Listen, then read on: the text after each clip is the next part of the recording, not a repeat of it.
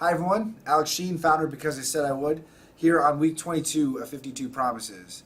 I'm in Marino Institute in Rocky River, Ohio. They have been so kind as to offer Because I Said I Would some free space to operate in. So thank you so much, Mario Marino, for your kindness and generosity. Last Sunday I selected the card, I will visit the Great Lakes Science Center for the first time.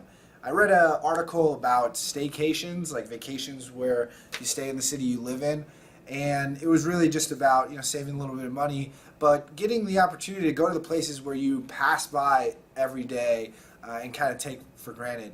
And so for me, that was the Great Lakes Science Center. They had some really interesting exhibits with kinetic energy. So they had one with like a sound tube that showed frequency and its effect on sand, and another really interesting pendulum army swingy thingy. The NASA Glenn Visitor Center is actually co-located there at the Great Lakes Science Center, and they have a big exhibit about the moon landing. There was a video playing with JFK in it, and it reminded me of the Rice University moon speech. I think this is one of the greatest speeches ever given about goals, the promises that we make to ourselves. And sometimes those goals are almost arbitrary. Take, for example, running a marathon, 26.2 miles. Are you ever going to really need to run that distance? So why is it that humans make those stretch goals? I think this speech speaks to that pretty well. Take a look. But why, some say, the moon? Why choose this as our goal? And they may well ask, why climb the highest mountain? Why, 35 years ago, fly the Atlantic? Why does Rice play Texas? We choose to go to the moon. We choose to go to the moon.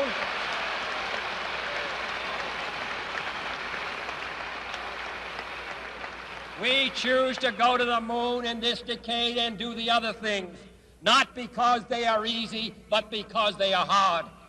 Because that goal will serve to organize and measure the best of our energies and skills. Because that challenge is one that we're willing to accept, one we are unwilling to postpone, and one we intend to win, and the others too. If I was JFK right after that speech, I would have just dropped the mic and left the stage. I mean, that is one of the best segments of a speech I've ever heard. I think it really speaks to those seemingly arbitrary goals that we have. Why do we stretch ourselves in such a way? It's not because they're easy, it's because they're hard.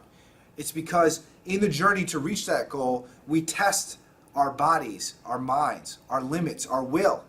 And it's those tests that make us better people, better society. And if you want to see the rest of that speech, check the comments in the section below. I'll include a link. I really think the Rice University moon speech is something that everyone should see really in its entirety. And since we're on the topic of science this week, I thought it would be great to highlight the Nobel Prize. You can go to www.nobelprize.org to learn more. The Nobel Prize is given for a number of different areas in science, including chemistry, physics, and just a number of different areas. And there's been, Peace Prize winners in science that are very famous. Dr. Martin Luther King Jr., Mother Teresa, Nelson Mandela, Albert Einstein. And I really think as a culture, not only in the United States, across the world, really as the human race, we need to create that carrot out there for people to go after when it comes to bettering humanity.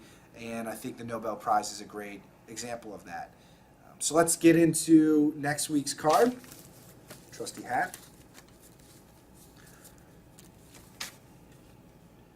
I will properly recycle all of the old electronics and batteries in the house. Tune in next week to see how this little chore went. As always, I'd love to hear your comments in the section below. I'd love to see response videos. Haven't even got one yet, so maybe you could be the first. My name's Alex Sheen, and I'll see you next week.